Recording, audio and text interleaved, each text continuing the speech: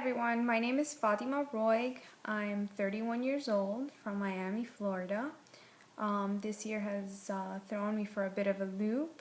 On March 26, 2013, I was actually diagnosed with invasive ductal carcinoma, in layman's terms, breast cancer.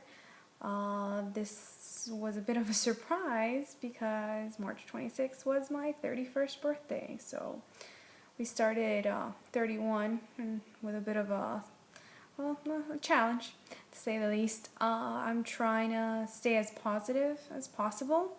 I find solace in that there's been a lot of advancements and a lot of research to breast cancer. I've been staged. I'm at stage 3. It's basically a HER2 positive tumor that has spread to my lymph nodes, which is basically right under the arm. Been told that that's pretty typical. It's one of the first places that it does spread to. I originally started going to the doctor.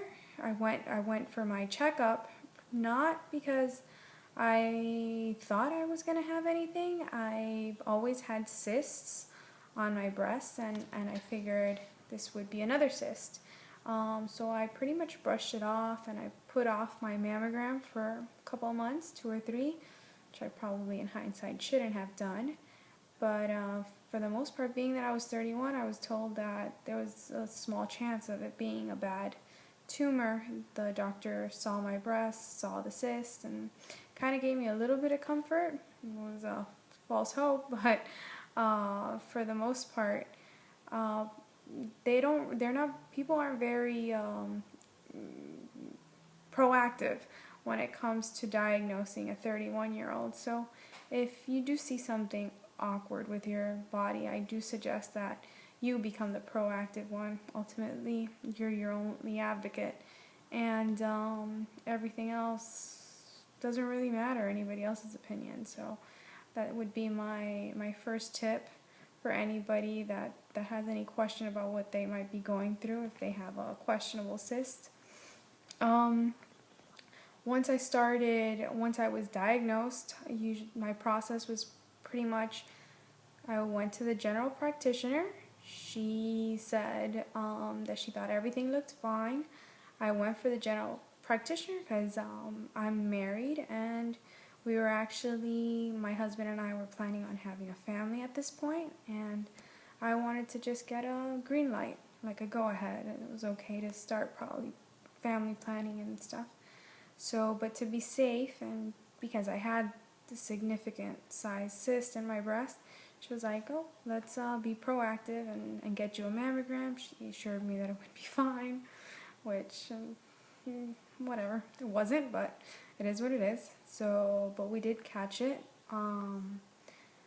I had the ultrasound. The ultrasound showed that not only did I have a cyst, but I also had my lymph nodes were a little inflamed, and that's either a sign of an infection, like a ductal infection, or breast cancer. So they proceeded to do the mammogram, and once they saw the mammogram, the doctor at the center said that he was concerned and that I shouldn't hesitate. I shouldn't wait on doing a biopsy. So I went ahead and I scheduled my biopsy with my doctor 2 days later, and pretty much 2 days after that, on my birthday, I got the big news. So here I am, 31 years old. I got hit with a bit of a curveball in my life. I am pretty much, I've always worked hard. I've been going through my master's, trying to wrap that up, working full time. A lot of that has been put on hold because now my biggest journey is fighting this thing. And as it should be for anybody else that's served this plate of BS. Anyways, so I've spoke to several doctors, and one of the things that I think helped me the most to understand was that there wasn't anything that I could do, I think, to prevent this. I've never been an unhealthy person. I've always ate well. I mean, you want to drive yourself crazy going on these fad diets, but I mean, some people just don't get this. Uh, it's just, you know, a lottery, I guess you could say, an unlucky lottery. But I find comfort in that. Typically what I've been doing is just eating right, not thinking that I'm gonna be curing myself through food. I am relying quite a bit on the modern medicine and the chemotherapy and what my doctors have been prescribing, but I'm pretty much approaching this with, I think, a common sense perspective. Obviously, I'm not going to go and have McDonald's or some fast food. I wouldn't do that typically if I felt, if I wanted to feel healthy. If I had a cold, why would I do it now?